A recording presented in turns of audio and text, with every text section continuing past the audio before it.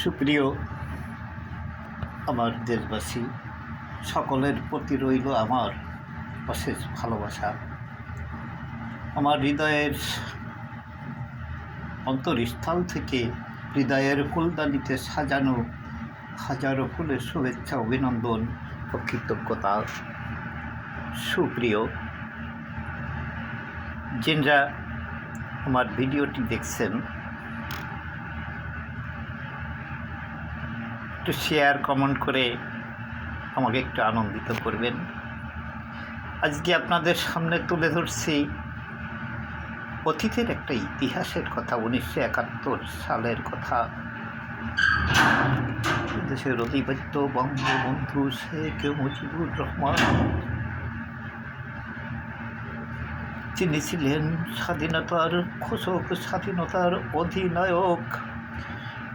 পশ্চিমা শাসকদের হাত থেকে পাকিস্তানকে বাদ দিয়ে সোনার বাংলার স্বাধীনতা করার জন্য তিনি আজীবন জেল হাজতে কাটিয়েছেন। তাই 1971 সালের এক কালো রাত্রে বঙ্গবন্ধু শেখ মুজিবুর রহমানকে ওই পশ্চিমা হানাদারেরাও চোখ বাঁধা অবস্থায় পশ্চিম পাকিস্তানের বনভূমিতে নিয়ে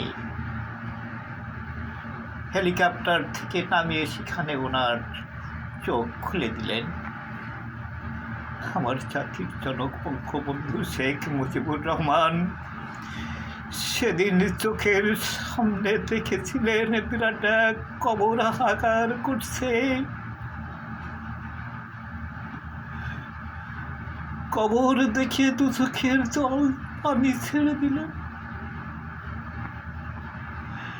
ওই পশ্চিম পাকিস্তানি খানেরা ওনার কাছে যারা ছিল তারা মনে করলো আজ বঙ্গবন্ধু এই কবর দেখে ভয় পেয়েছে, নিশ্চয় আজকে তাহাকে যাহা বলিব সে তাহাই শুনিবে।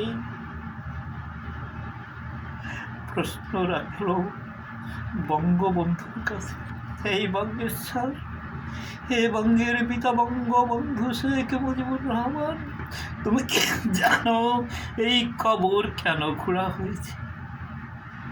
আমার জনক, জাতির জনক দুই চোখের পানি ছেড়েছে।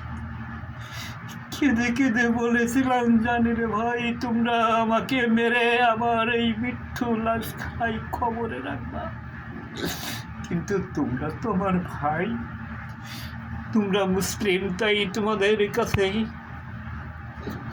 আমি দাবি রেখে যাই, আমাকে মেরে তোমরা আমার এই লাশখানা এই কবরে রেখো না ভাই। দয়া করে আমার এই লাশখানা ওই সোনার বাংলায় পাঠিয়ে দিও, কেননা আমার বাংলাদেশে আমার জন্য খুব আফসোস করবে, হয়ে আছে।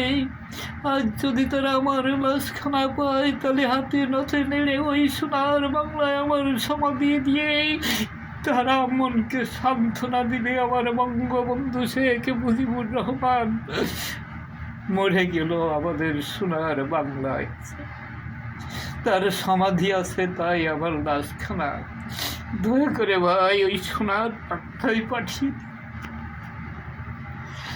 সেদিন মুজিবকে মারে নাই ওই পশ্চিমে সেনারা, খান সেনারা মুজিবের বুকে থাবা রেখে বলেছিল, ধন্যবাদ তোর দেশপ্রেমের, যে মৃত্যুর গহ্বরের মুখে দাঁড়িয়েও জাতির কথা চিন্তা করে, তার দেশের কথা চিন্তা করে।